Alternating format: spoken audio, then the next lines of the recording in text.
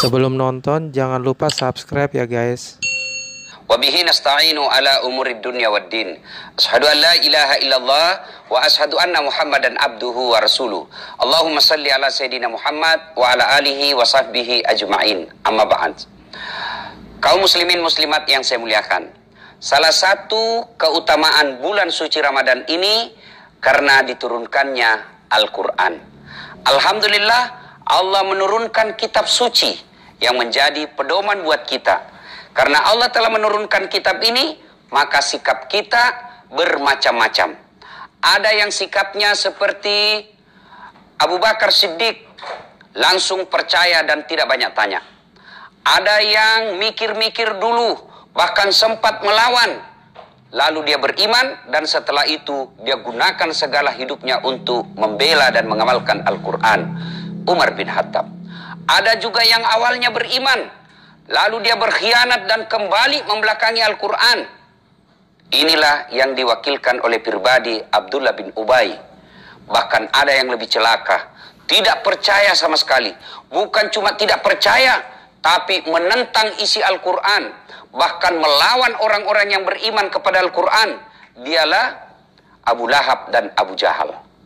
Kaum muslimin muslimat yang saya muliakan, Quran telah Allah turunkan kepada kita. Dan kita wajib mempercayainya.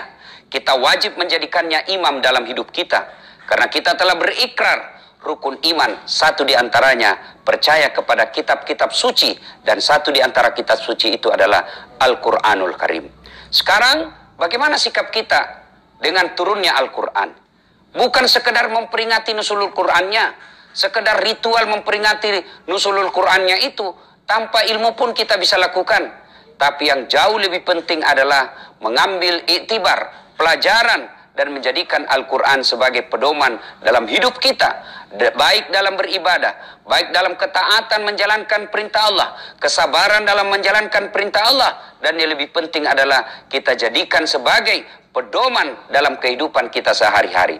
Pengusahakah kita, pelajarkah kita, pedagangkah kita, politisikah kita, apapun jenis profesi kita, jadikan Quran sebagai pedoman dalam kehidupan sehari-hari.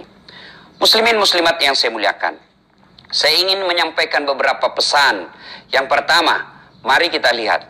Ayat yang pertama diturunkan Allah sebagai momentum pelantikan Rasulullah Muhammad SAW sebagai Nabi dan Rasul akhir zaman. Perintah tentang ilmu pengetahuan. Ketika Allah perintahkan Iqra, baca.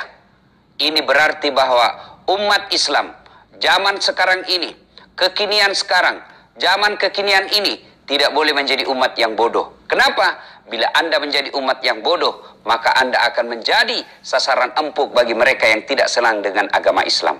Karenanya untuk maju, maka tuntut ilmu pengetahuan.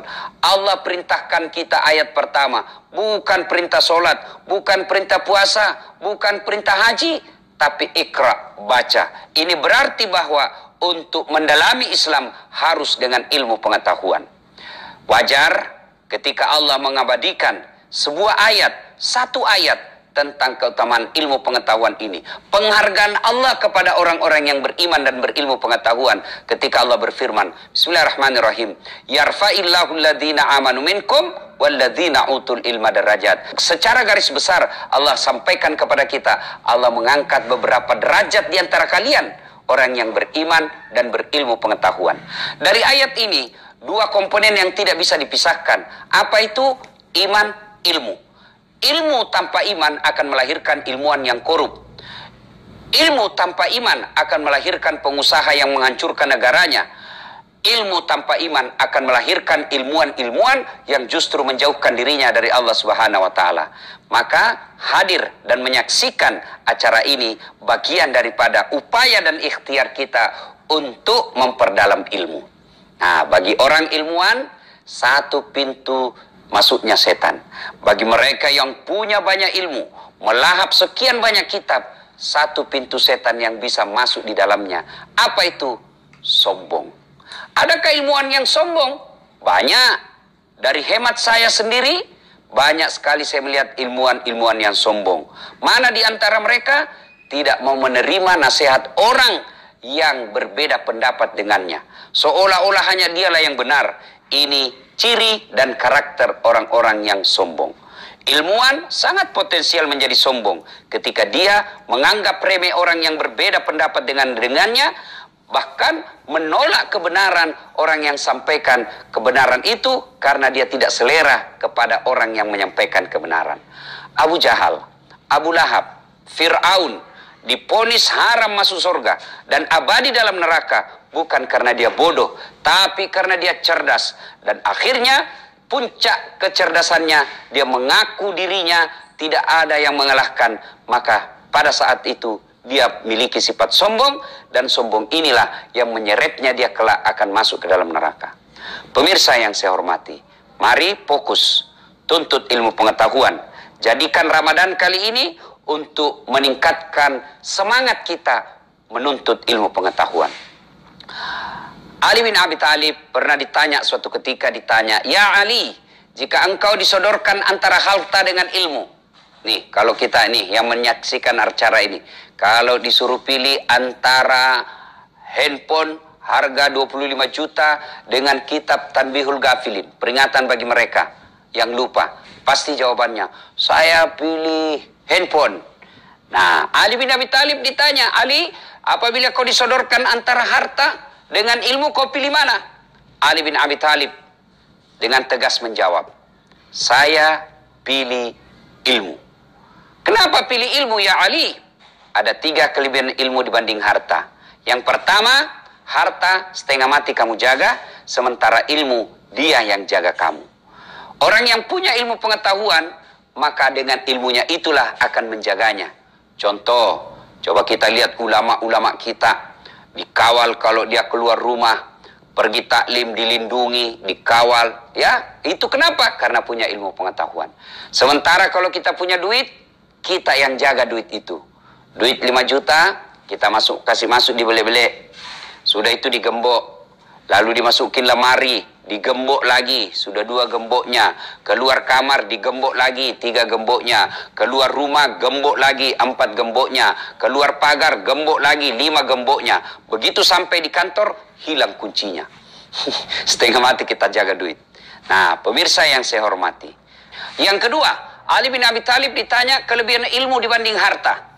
Yang kedua, kata Ali bin Abi Thalib, dengan ilmu kau bisa dapat harta, tapi dengan harta belum tentu kau bisa dapat ilmu.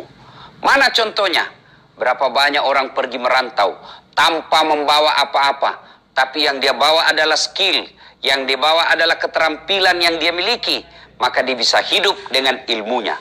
Tapi berapa banyak orang pergi merantau bawa duit, tapi tidak punya ilmu dalam perantauan, duitnya habis dalam perantauan dan pulang dalam kegagalan.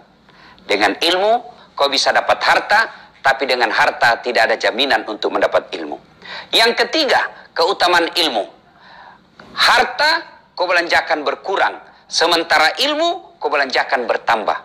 Saya punya duit 10 juta, saya berikan kepada kawan, saya berikan kepada keluarga 5 juta, maka jumlah duit saya tinggallah 5 juta. Berkurang. Tetapi saya hafal Fatihah, saya ajarkan kepada anak TK-TPA. Begitu mereka hafal, maka ilmu saya bertambah, tidak menjadi berkurang. Muslimin muslimat yang saya hormati, Ramadan, kalau kita memperingati nuzulul Quran ini dengan cara apa? Tingkatkan membaca ilmu-ilmu, tingkatkan membaca kitab-kitab. Silahkan baca kitab apa saja, tapi Anda keliru dan sesat apabila tidak pernah membuka kitab suci Al-Quran. Inilah keutamaan orang yang berilmu pengetahuan. Seiring dengan itu, Rasulullah SAW pernah bersabda, "Man arada dunya fa'alaihi bil ilmi, wa man arada al-akhirat fa'alaihi bil ilmi, wa man arada huma fa'alaihi bil ilmi." Nabi menjelaskan, siapa yang menghendaki kejayaan dunia dengan ilmu pengetahuan, siapa yang menghendaki kejayaan akhirat dengan ilmu pengetahuan, dan siapa yang menghendaki dunia dan akhirat dengan ilmu pengetahuan. Itulah sebabnya filosof-filosof bule menyampaikan kalimat yang sangat menggugah dan harus menjadi motivasi buat kita. Apa kalimat itu? Knowledge is the best belong. Ilmu pengetahuan adalah harta yang berharga sepanjang zaman. Karenanya, jadikan Ramadan untuk memperingati dan merayakan nuzulul Quran ini bukan sekedar peringatan secara seremonial, tapi meningkatkan kecintaan kita kepada ilmu pengetahuan. Dan salah satu di antaranya adalah menghadiri majelis-majelis ilmu seperti ini. Pemirsa muslimin muslimat yang saya muliakan, setelah mendapat ilmu, tidak cukup sampai di situ. Harus kita dakwakan. Dakwakan ilmu. Ilmu yang kita miliki, dakwakan. Adik-adik milenial yang punya ilmu tentang membuat konten-konten dakwah, buatlah itu. Bantu para mubalik. Setelah Anda bantu, bikin dengan kemasan yang sangat cantik dan rapi, selalu sebarkan. Insya Allah akan menjadi amal kebaikan. Jangan cuma ditahu, lalu kita tidak amalkan, maka kita akan merugi. Maka ketahui ilmunya, amalkan ilmunya, insya Allah akan menjadi amal jariah. Karena salah satu amal jariah itu, yang maknanya meskipun kita sudah di alam kubur, tapi amal itu terus masuk dan menjadi kebaikan buat kita. Satu di antaranya adalah amal jariah itu, satu di antaranya adalah ilmu yang bermanfaat. Muslimin muslimat yang saya muliakan, inilah yang ingin saya sampaikan dalam momen nuzulul Quran kali ini. Peringatan nuzulul Quran secara seremonial penting untuk mengenang kembali sejarah kejadian-kejadian yang melatar belakangi turunnya Al-Quran.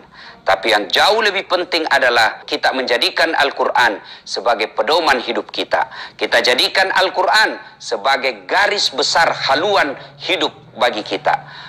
Kita jadikan Al-Quran sebagai pedoman dalam kehidupan sehari-hari.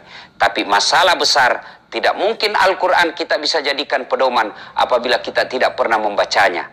Jadikan Quran sebagai rujukan dalam kehidupan ini. Apa dan bagaimanapun masalah yang kita hadapi, mari jadikan Al-Quran sebagai rujukan mencari solusi dalam masalah itu. Demikian, mudah-mudahan ada manfaat. Saya Das'at Latif dari Kota Makassar. Assalamualaikum warahmatullahi wabarakatuh.